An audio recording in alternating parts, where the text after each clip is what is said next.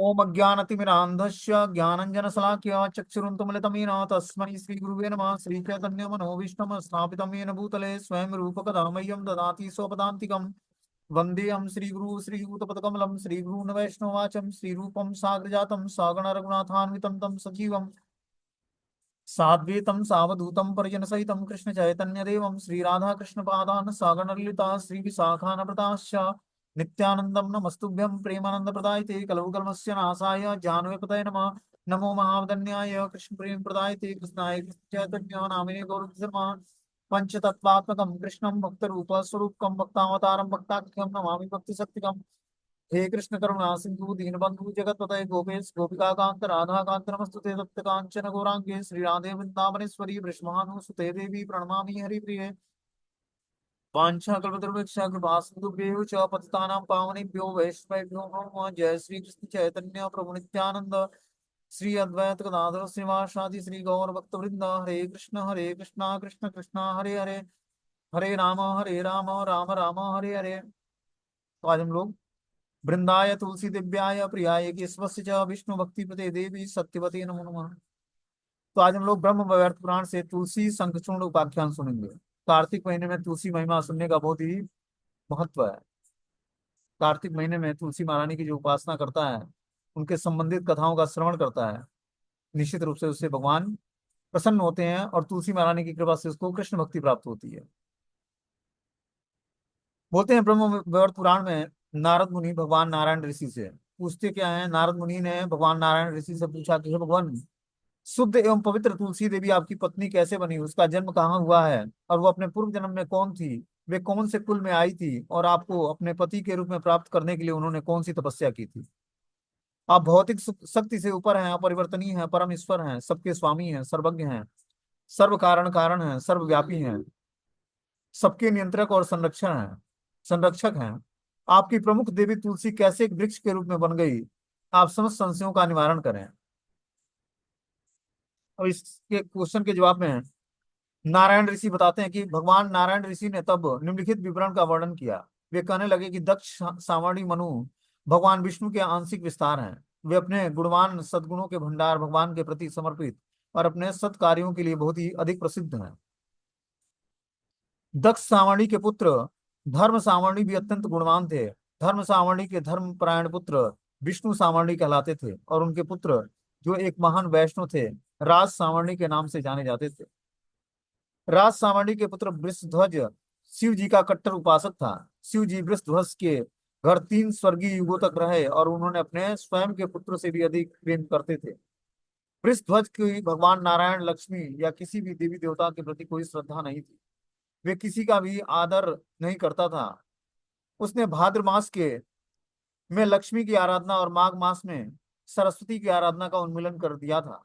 उन्होंने भगवान विष्णु का आदर सत्कार करने के लिए किए गए यज्ञ और उपासना में भी भाग नहीं लिया करता था, बल्कि उनकी कठोर पूर्वक आलोचना किया करता था।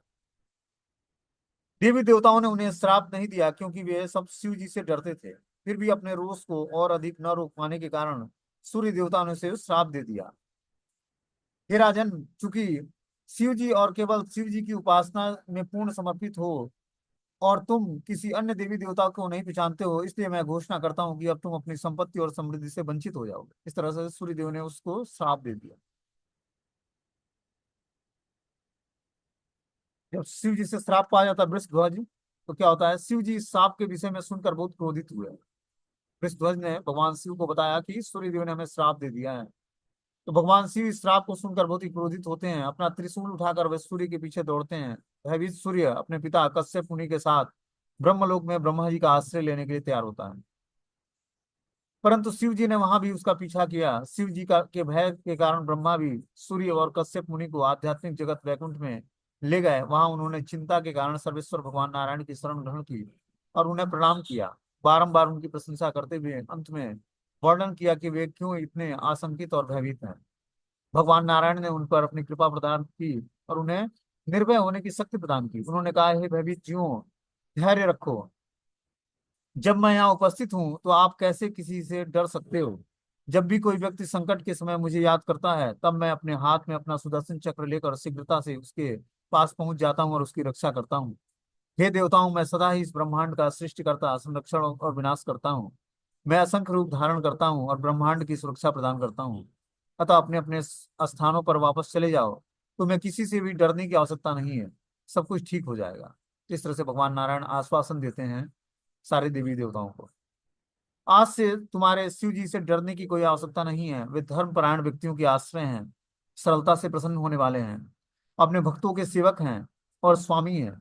महान चित्त वाले शिव जी और सुदर्शन चक्र मुझे अपने प्राणों से भी अधिक प्रिय है। इस जगत में वे सबसे बढ़कर हैं। शिव जी सरलता से करोड़ों सूर्य और करोड़ों ब्रह्मा उत्पन्न कर सकते हैं। उनके लिए कुछ भी असंभव नहीं है। बाहरी जगत से अनभिज्ञ होकर सदैव मेरे चिंतन में उनका हृदय केंद्रित रहता है। मेरे ध्यान में वे दिन रात लीन रहते हैं। अपने पांचों मुखों से वे प्रेम भाव से मेरे नामों का सतत उच्चारण करते हैं और सदा ही मेरी महिमा का गुणगान करते रहते हैं। मैं दिन रात सदा ही उनके कल्याण के बारे में सोचता रहता हूँ। जिस मात्रा में कोई व्यक्ति मेरी आराधना करता है, उसी मात्रा में मैं उसका समर्थन करता हूँ। शिव जी का स्वभाव जो है सर्व मंगलकारी है। जब भगवान नारायण बोल रहे थे तभी शिव जी वहां पहुंचे। उनके नेत्र लाल थे। वे अपने त्रिशूल धारण किए हुए अपने वाहन नंदी बैल पर बैठे हुए थे। वे तेजी से नीचे उतरे और भक्ति भाव सहित विनम्रता पूर्वक लक्ष्मीपति भगवान नारायण को प्रणाम किया।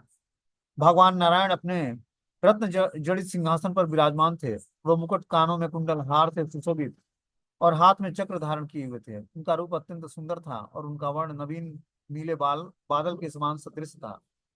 उनके प्रत्येक सेवक की चार भुजाएं थी और वे अपने चारों हाथों में उन्हें पंखा झल रहे थे।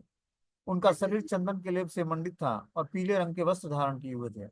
भगवान विष्णु सदैव अपने भक्तों के प्रति दया दर्शाते हैं। लक्ष्मी द्वारा प्रदत्त तांबुल को चबा रहे थे और विद्याधर वासियों के गायन और नृत्य को सुन व देख रहे थे।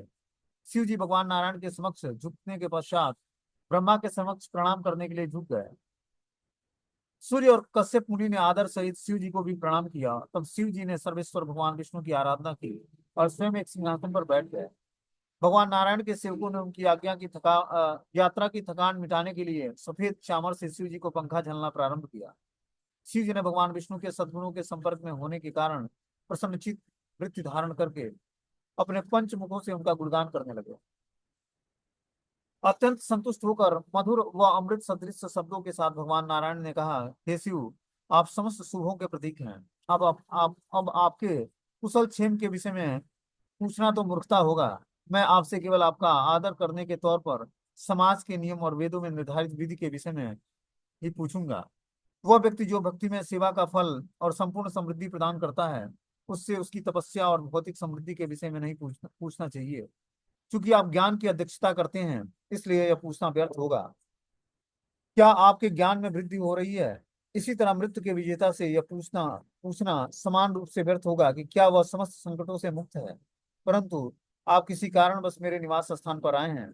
वह क्या है? आप किसी बात से क्रोधित हैं। हे भगवान, शिव जी ने बोलना प्रारंभ किया कि राजा वृषध्वज मेरा एक महान भक्त ने है। सूर्य ने उसको श्राप दे दिया है। इसी कारण बस मैं क्रोधित हो गया हूँ। राजा स्नेह बस मैं सूर्य को मारने ही वाला था, परंतु सूर्य ने ब्रह्मा का आश्रय खोज लिया और अब वे उन दोनों आपकी सुरक्षा में हैं। जो लोग दुखी हैं, आपका आश्रय कीर्तन और स्मरण के माध्यम से स्वीकार कर लेते हैं। वे पूर्णतः सुरक्षित और संकट से मुक्त हो जाते हैं। वे मृत्यु और बुढ़ापे पर नियंत्रण पा लेते हैं। उन लोगों के लिए क्या कहा जाए जो स्वयं ही आपके पास आ जाते हैं, आपका आश्रय स्वीकार कर लेते हैं। जब कोई आपका स्मरण करता है, उसके संकट अदृश्य हो जाते हैं। उसके पास सब सद्गुण आ जाते हैं। हे स्वामी, मेरे भक्त का क्या होगा जिसने सूर्य के श्राप के कारण अपना भाग्य और समृद्धि खो दी है? भगवान विष्णु ने उत्तर दिया कि हे शिव जी, यहाँ बैकुंठ में आधे घंटे का समय बीत चुका है। इतने समय में 21 स्वर्गीय युग बीत चुका होगा। बैकुंठ का आधा घंटे का समय स्वर्ग का 21 स्वर्गीय युग बीत चुका होगा। स्वर्ग में 21 युग बीत चुका होगा और भगवान के वैकुंठ लोक में बस आधे घंटे का टाइम बीता था। इसलिए राजा वृषध्वज कष्टमय समय के परिवर्तन से गुजरे हुए मृत्यु को प्राप्त हो चुका है। उसके पुत्र हंसध्वज भी समय के चलते मर चुके हैं। हंसध्वज से धर्मध्वज और कुशध्वज नामक दो श्रेष्ठ उच्च गुणों और योग्यताओं वाले पुत्र उत्पन्न हुए हैं। वे दोनों ही समान वैष्णव हैं, परंतु सूर्य के श्राप के कारण वे दुर्भाग्यपूर्ण हो गए हैं। उन्होंने अपनी सारी समृद्धि और संपत्ति सहित अपने राज्य भी खो दिए हैं, परंतु अब वे लक्ष्मी देवी की आराधना करने में संलग्न हैं। जो उनके प्रयास से प्रसन्न है, इसलिए लक्ष्मी देवी ने पृथ्वी पर अवतरित होना और उन दोनों राजाओं की पत्नियों के गर्भ से जन्म लेकर आंशिक रूप से स्वयं का विस्तार करना स्वीकार कर लिया है। लक्ष्मी जी की कृपा से धर्मध्वज और कुशध्वज समृद्ध, महाबली और महान हो जाएंगे। हे शिव जी, आपके भक्त वृषध्वज की मृत्यु हो चुकी है, अतः आपने स्थान पर लौट जाइए। हे ब्रह्मा, सूर्यदेव और कश्यप मुनि, आपको भी अपने अपने स्थान पर लौट जाना चाहिए। शिव जी तथा देवतागण हर्षपूर्वक अपने अपने निवास स्थान में चले गए। इधर धर्मध्वज और कुशध्वज ने कठोर तपस्या की और लक्ष्मी देवी की आराधना करने के पश्चात उन्होंने अलग अलग आशीर्वाद प्राप्त किया, जिनकी उनको अभिलाषा की थी। लक्ष्मी जी की कृपा से वह पुनः पृथ्वी के शासक बन गए। उन्होंने महान आध्यात्मिक गुण और योग्यताएं प्राप्त की। विवाह के उपरांत बच्चों को जन्म दिया। राजा धर्मध्वज का विवाह माधवी के साथ हुआ। कुछ समय पश्चात वह लक्ष्मी देवी की आंशिक अवतार के साथ गर्भवती हुई। फिर भी नवजात शिशु माधवी के गर्भ से 100 स्वर्गीय वर्षों के लिए रहा। माधवी के गर्भ में 100 स्वर्गीय वर्षों के लिए रहा हो। दिन प्रतिदिन माधवी की क्रांति बढ़ती गई। तब एक शुभ दिन और शुभ क्षण में, कार्तिक मास के शुक्रवार के दिन, पूर्ण चंद्रमा पूर्णिमा था। इस शुभ बेला में उन्होंने अनुपम सुंदरी कन्या को जन्म दिया। भाग्य की देवी लक्ष्मी की कृपा कन्या के रूप में प्रकट हुई। उनकी सुंदरी कन्या के पांवों में कमल पुष्प के चिन्ह थे। उसका मुख शरतकालीन चांद के सदृश दिख रहा था। उसके नेत्र खिलते हुए कमल पुष्प के समान थे। उसके ओठ पके हुए बिंब फल के समान प्रतीत हो रहे थे। उसकी हथेलियां और पांवों के तलवे लाल थे। उनकी नाभि गहरी थी और उसके एकदम ऊपर 3 मोड़ थे। उनके कुल्हे गोल थे और उनके अंग सर्दियों में प्रसन्नता देने वाली, गर्मियों से में ठंडी का अनुभव प्रदान करने वाली थी। उनका शरीर स्पर्श करने पर अत्यंत सुखदायक और रमणीय था। उनका वक्षस्थल दृढ़, उनकी कमर पतली और उनके शरीर से निकला चमकदार प्रकाश प्रभा मंडल के समान घेरे हुए था। उनका वर्ण एक चंपक पुष्प के सदृश श्वेत था। उसके बाल बहुत ही सुंदर लग रहे थे। क्योंकि उसका सौंदर्य अद्वितीय और अतुलनीय था, साधु संतों ने उसका नाम तुलसी रखा। जैसे ही जन्म हुआ, तुलसी ने नारायण को पति रूप में पाने हेतु घोर तपस्या का अभ्यास करने के लिए बद्रीनाथ के पर्वतीय क्षेत्रों में जाने का संकल्प लिया। यद्यपि कई व्यक्तियों ने उन्हें मना किया, वहां जाने से रोकने का प्रयास किया, परंतु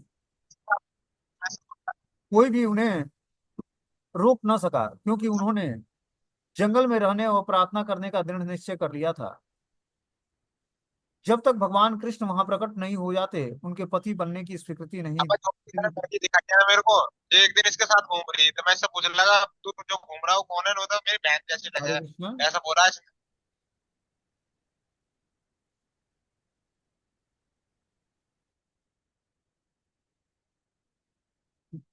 बोलते हैं जब तक भगवान कृष्ण वहां प्रकट नहीं हो जाते, उनके पति बनने की स्वीकृति नहीं दे देते, तब तक वह तपस्या में रत रहना चाहती थी। 1 लाख स्वर्गीय वर्षों की अवधि के दौरान उन्होंने धैर्यपूर्वक निम्नलिखित तपस्याएं की। ग्रीष्म ऋतु में उन्होंने स्वयं को अपने ऊपर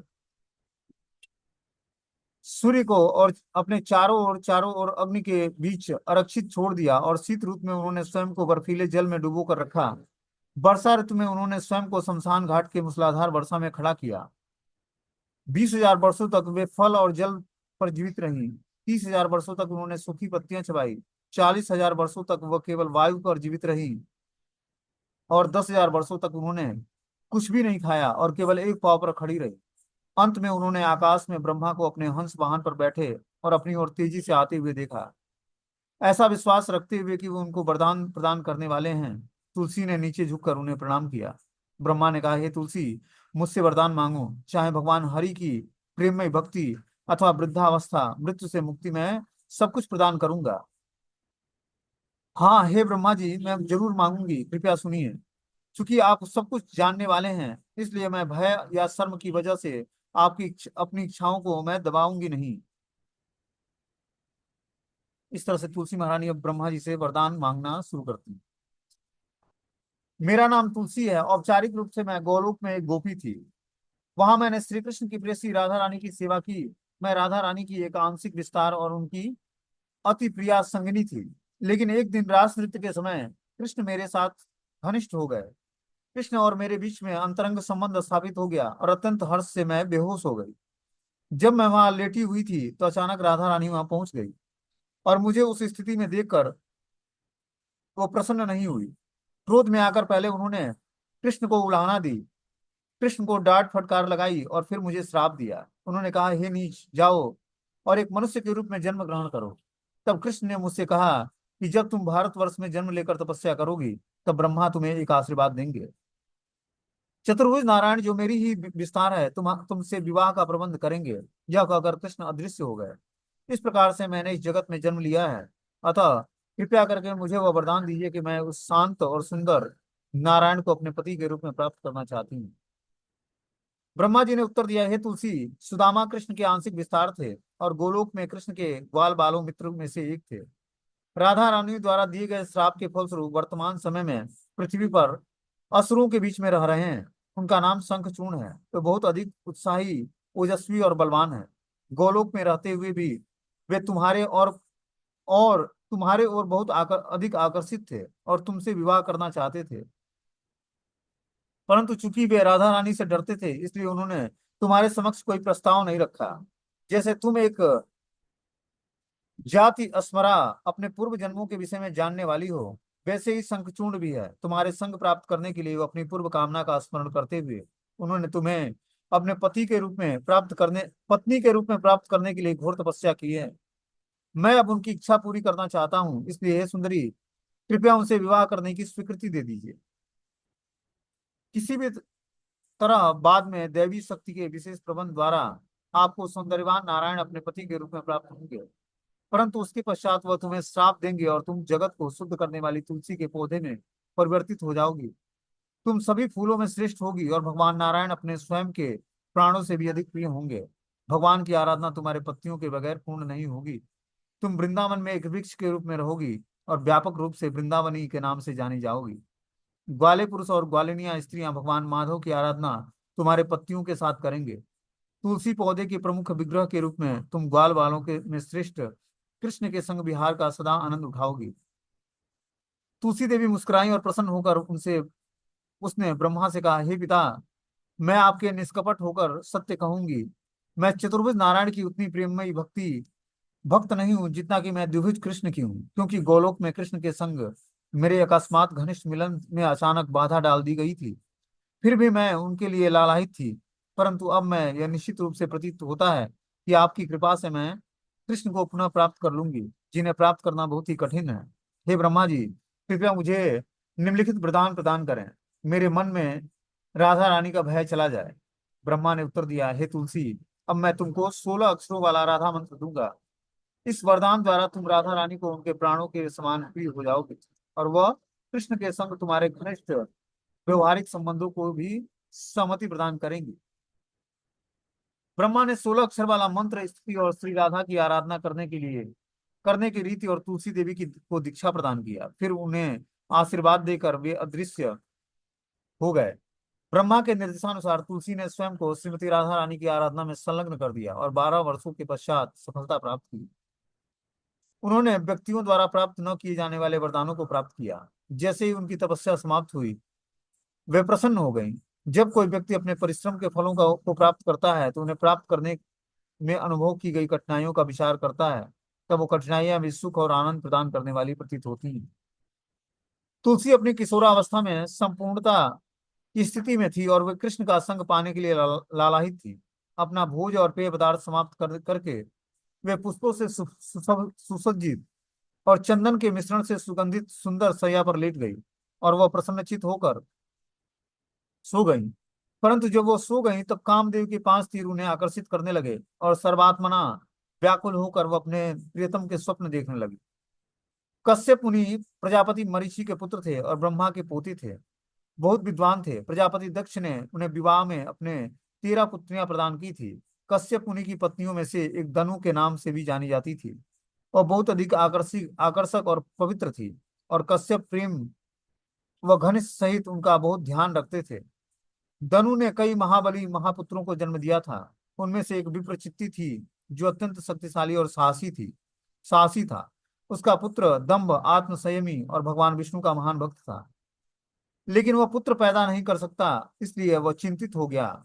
स्थिति को सुधारने के लिए वह पुष्कर के जंगल में गया और वहां 1 लाख वर्ष तक कठोर तपस्या की। वहां एक स्थिर मुद्रा में बैठकर और कृष्ण मंत्र का उच्चारण करते हुए उसने जप का अभ्यास किया। उस समय एक असहनीय क्रांति दंभ के सिर से तेजी से निकला और हर जगह फैल गया। वह इतनी गर्म था कि समस्त देवता, साधु, संत और मनु उसमें झुलस गए। अतः इंद्र के नेतृत्व में उन सभी ने ब्रह्मा का आश्रय खोजा।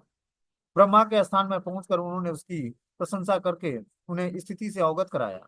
इस विषय में सुनने के पश्चात ब्रह्मा जी भगवान विष्णु को इस समस्या का विवरण देने के लिए उन सबों को लेकर बैकुंठ गए। वहां श्रद्धा पूर्वक दोनों हाथ जोड़कर उन्होंने तीनों लोकों के महान रक्षक और स्वामी की प्रशंसा की। देवताओं ने पूछा, हे स्वामी, हम नहीं जानते कि किसके कारण ऐसा हुआ है। कृपया हमें बताइए कि वह कैसा प्रकाश था जिसके कारण हम झुलस गए हैं। भगवान विष्णु हंसे और प्रेम पूर्वक बोले कि हे देवताओं, डरो मत, शांत और स्थिर रहो। कोई बाढ़ नहीं आएगी और न ही प्रलय का समय नहीं है। असुर दंभ मेरे भक्तों में से एक प्रमुख पुत्र प्राप्त करने के लिए तपस्या कर रहा है। मैं जल्दी ही उसे आशीर्वाद दूंगा, इससे वह शांत हो जाएगा। इसके इससे प्रोत्साहित होकर ब्रह्मा और अन्य देवता अपने अपने स्थान में वापस चले गए। भगवान विष्णु पुष्कर गए और दंभ तपस्या कर रहा था। दम भगवान के नामों का उच्चारण कर रहा था। भगवान ने उसे पूछा कि आप कौन सा आशीर्वाद चाहते हैं। दम्भ ने भगवान विष्णु को प्रणाम किया और भगवान की बारंबार प्रशंसा करते हुए उसने कहा कि हे ईश्वरों के ईश्वर, हे कमल सदृश नेत्रों वाले, मैं आपको प्रणाम करता हूँ। हे लक्ष्मीपति, हे तीनों लोकों के स्वामी, कृपया मुझ पर कृपा कीजिए। कृपया मुझे एक शक्तिशाली व साहसी पुत्र दीजिए जो आपका भक्त हो, देवताओं द्वारा अपराजेय और तीनों लोगों का विजेता हो। भगवान विष्णु ने दंभ से उसकी तपस्या रोक देने के लिए कहा, उसे आशीर्वाद दिया और अदृश्य हो गए।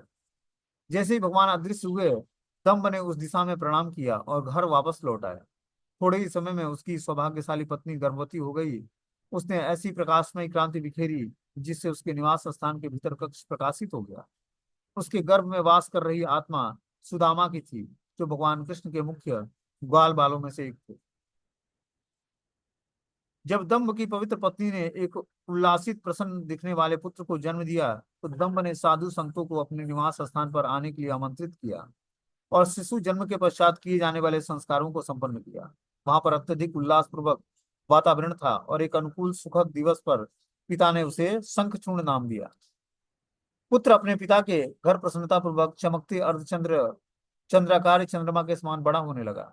अपने बाल्यकाल में ही उसने समस्त परंपरागत प्रचलित तथा नियम निषेध आधिकारिक आदेश सीख लिए और चमक दमक सहित भव्य दिखने लगा। बाल क्रीड़ाओं में संलग्न रहते हुए उसने अपने माता पिता को बहुत अधिक आनंदित किया और समस्त परिवारजनों को प्रिय बन गया। बाद में ब्रह्मा जी से वरदान प्राप्त करने के लिए शंखचूड़ ने लंबे समय पुष्कर में तपस्या करते हुए अपने मन को एकाग्र करके केंद्रित किया, अपनी इंद्रियों को नियंत्रित किया और उस मंत्र का उच्चारण किया जो उसके प्रशिक्षण जैगी सभ्य ने उसे प्रदान किया था।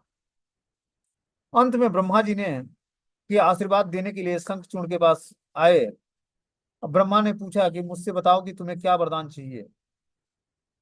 ब्रह्मा जी को देखकर राजा ने विनम्रता पूर्वक उनके समक्ष झुककर प्रणाम किया और प्रेममयी शब्दों में उनकी प्रशंसा करते हुए बोला कि कृपया मुझे देवताओं के समय समक्ष अपराजय और तुलसी से विवाह करने की योग्य बना दीजिए।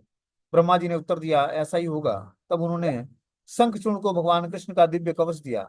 वह सर्व मंगलमय कहलाने वाला कवच संसार के समस्त मंगलमय वस्तुओं में सबसे अधिक शुभ और मंगलकारी माना जाता है। वह सर्वत्र विजय प्राप्त करने या विजयी होने का निश्चित आश्वासन देता था। ब्रह्मा जी ने आगे कहा कि अब तुम बद्री का आश्रम जाना चाहिए, वहां तुलसी देवी अपनी इच्छा से तप कर रही है। तब ब्रह्मा अदृश्य हो गए। शंखचूड़ जिनकी तपस्या का फल अब पुष्कर में उत्पन्न हुआ था, उसने वह अत्यंत बहुमूल्य कवच अपनी गर्दन में बांध लिया। फिर वह हर्ष से चमकते मुस्कुराते चेहरे के साथ बद्रिकाश्रम के लिए चला गया।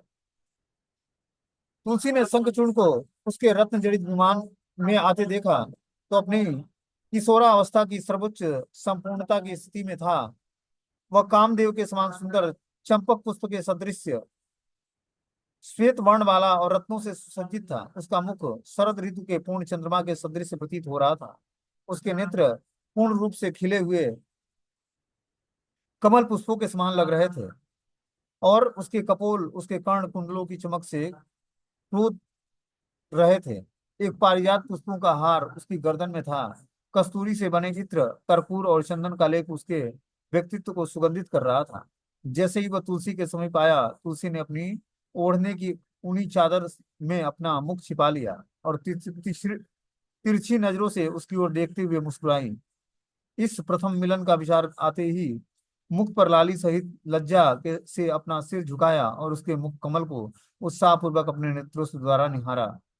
शंखचूर्ण ने भी टकटकी लगाकर तुलसी को निहारा। जब तक पुष्पों से सजी एक सुंदर शैया पर बैठी थी। उसके दांत मोतियों के समान चमक रहे थे। उसके ओठ बिंब फल के समान लाल थे। उनकी नाक लालिमापूर्ण और मनोरम थी। उनका वर्ण सुनहरा था। वह शरद ऋतु के चांद के सदृश लग रही थी। उनके सिर के बालों की मांग में थोड़ा नीचे चंदन के लेप और तीव्र सुगंध वाले कस्तूरी का चिन्ह था। और उसके थोड़ा नीचे सिंदूर का चिन्ह था। उनकी गहरी नाभि थी। उसके नीचे उदर के 3 मोड़ थे। उनकी हथेलियां लाल थी।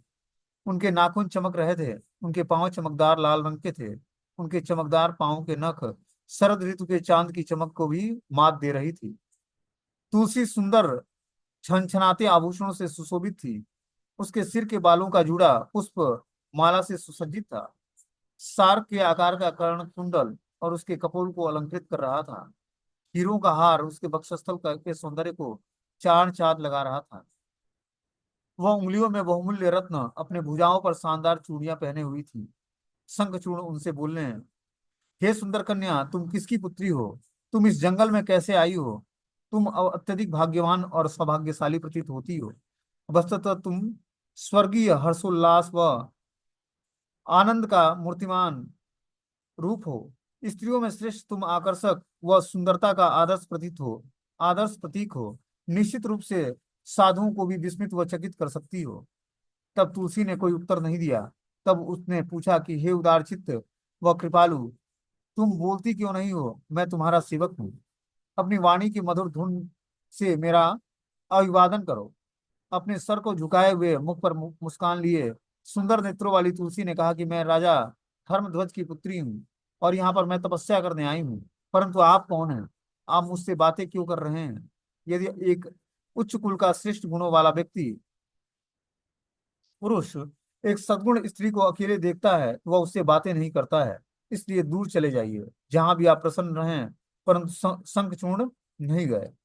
तुलसी ने आगे कहा कि शास्त्रों में कथन है कि केवल अपने पद से गिरा हुआ पुरुष ही एक स्त्री की अभिलाषा करता है। सर्वप्रथम तो स्त्री पुरुष को बहुत मधुर लगती है, परंतु बाद में वो घातक सिद्ध होती है। यद्यपि उसके मुख से शहद की वर्षा होती है, पर उसका हृदय विष के एक बर्तन के समान होता है। वह मीठे शब्दों का प्रयोग करती है, परंतु उसका हृदय एक उस तरह के समान तेज होता है। जबकि उसका मुख बहुत प्रसन्न दिखाई देता है, परंतु उसका हृदय मैला होता है। यहाँ तक कि वेद और पुराण भी उसके चरित्र को नहीं समझ पाते हैं, उसके चरित्र की गहराई को नहीं नाप पाते हैं। एक बुद्धिमान पुरुष अधम नीच या पतित स्त्री का कभी भी विश्वास नहीं करता है। उसका कोई मित्र या शत्रु नहीं होता है, क्योंकि वह केवल नए नए प्रेमी चाहती है। जब एक स्त्री अच्छी पोशाक पहने पुरुष को देखती है तो अंतर मन में उसे चाहने लगती है, परंतु बाह्य रूप से वह पवित्र और साधारण सुशील प्रतीत होती है।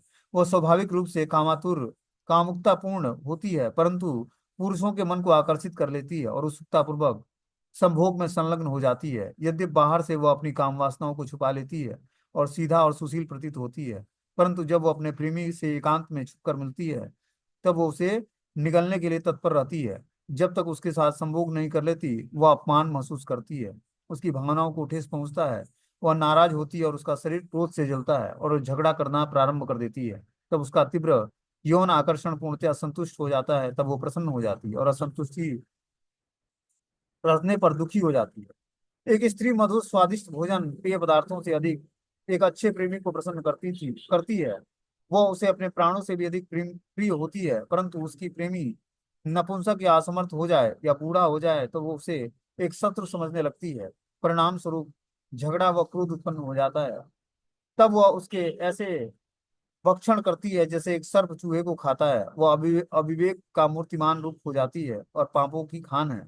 एक स्त्री पाखंडी, ढोंगी, जिद्दी और अविश्वासी होती है। यहाँ तक कि ब्रह्मा और अन्य देवता भी उसके द्वारा धोखा जाते हैं।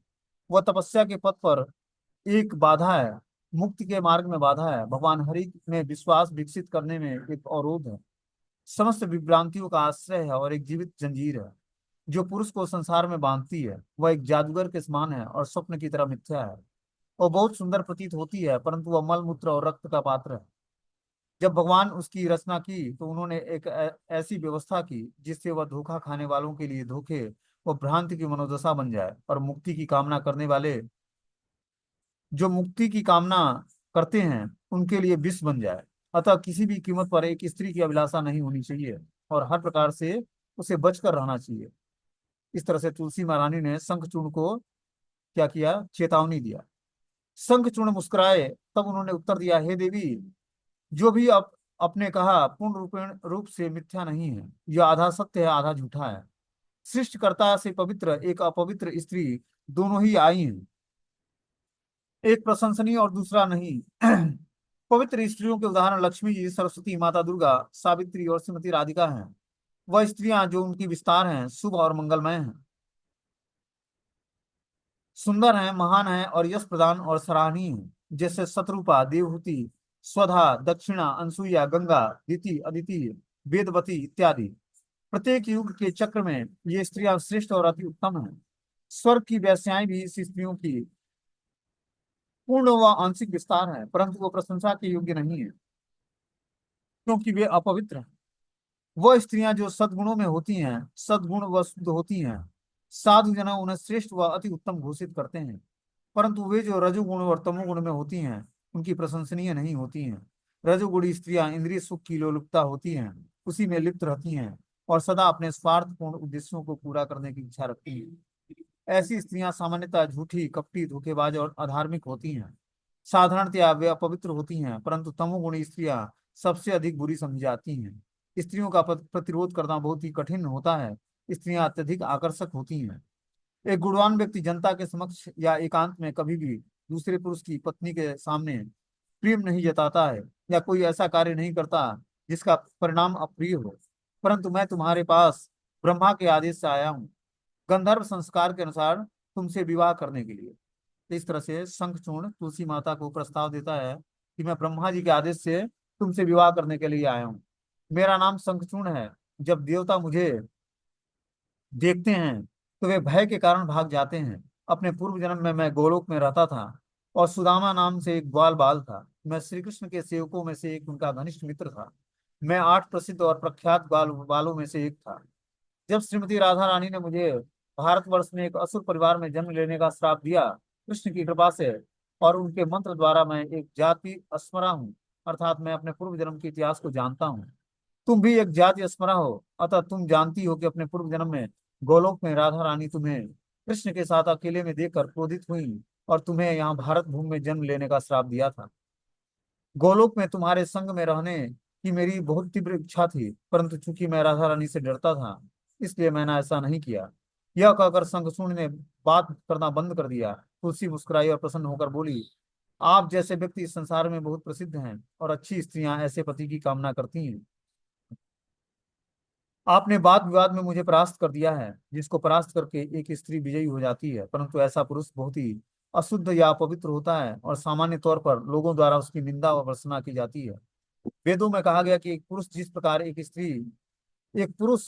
पर एक स्त्री विजय प्राप्त कर लेती है, वह सदा ही अशुद्ध या अपवित्र रहता है। केवल जब उसका शरीर जलाकर राख कर दिया जाता है तो वह शुद्ध बन जाता है। पूर्वज और देवतागण उसके पुष्प इत्यादि की भेंट स्वीकार नहीं करते हैं। ऐसे पुरुष जिसके हृदय पूर्ण रूपेण से स्त्रियों द्वारा परास्त करके उसके वश में होता है, वह अपने ज्ञान, तपस्या, जप, यज्ञ, ध्यान, पूजा, शिक्षा और यश का कोई भी फल प्राप्त नहीं कर पाता है। मैंने यह जानने के लिए आपकी परीक्षा ली है कि आप ज्ञान में कितने प्रगाढ़ हो।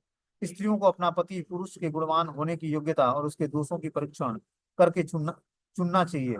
यदि कोई अपने पुत्री का विवाह ऐसे पुरुष से करता है जो अधिक योग्यताओं से रहित, बूढ़ा है, अज्ञानी है और निर्धन है, अनपढ़, रोगी, बदसूरत, क्रोधी, कर्कश, निर्दयी और कठोर है, अंधा है या अपंग है, बहरा है, गूंगा है, निष्क्रिय या नपुंसक है, तब यह पाप कर्म एक ब्राह्मण की हत्या करने के पाप कर्म के बराबर है।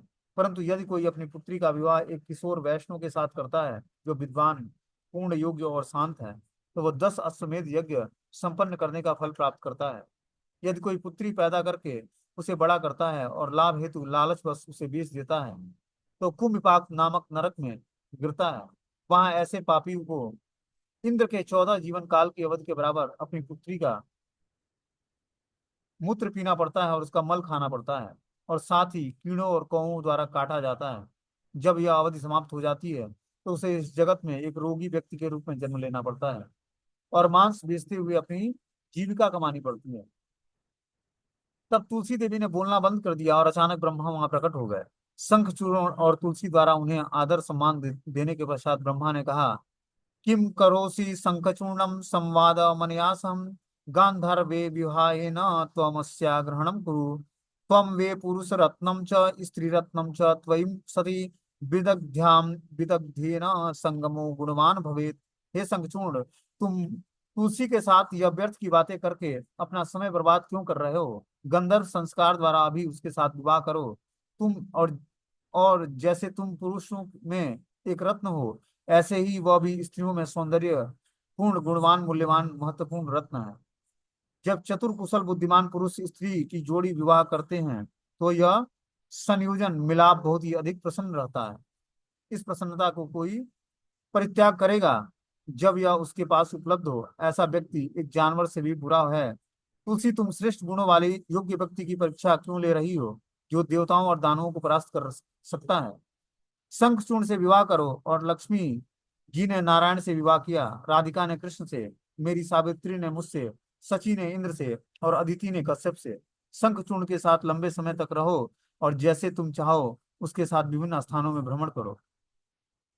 तब शंखचूर्ण अपना शरीर त्याग देगा। तब अंते प्राप्यसी गोलोकम श्री कृष्ण पुनरेव स। तुम गोलोक वापस लौट जाओगी और कृष्ण को अपने पति के रूप में प्राप्त करोगी। ब्रह्मा ने तब उन्हें आशीर्वाद दिया और अपने स्थान में वापस लौट गए। इस तरह से ब्रह्मा जी शंखचूर्ण और तुलसी का विवाह करने का प्रस्ताव को सुनाते हैं। तो आगे जो है, कल तुलसी मैया का विवाह शंखचूर्ण से होगा। ठीक है ना? इसकी स्टोरी हम लोग कल सुनेंगे। मीटिंग क्लोज हो जाएगा।